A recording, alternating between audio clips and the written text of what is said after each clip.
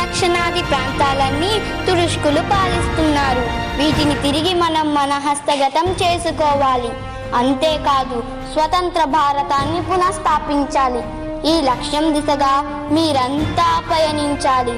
ఈ కార్యసాధన ఎంతో కష్టమైనది. ఎన్నో బలిదానాలు, త్యాగాలు చేయాల్సి ఉంటుంది. దీనికి మీరంతా సిద్ధమేనా?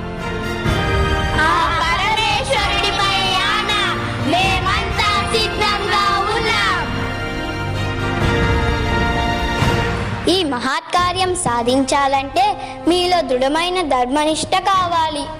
మహాత్ములను గౌరవించాలి. నిరాడంబరత, నిష్కలంకమైన నడవడి, ప్రతి స్త్రీని ఆదరించి తన తల్లిలా భావించే మహత్వపూర్ణమైన సంస్కారం కలిగి ఉండాలి. స్త్రీ జాతి నిండు గౌరవాన్ని పరిరక్షించుకోవడానికై కంకణదారులు కండి.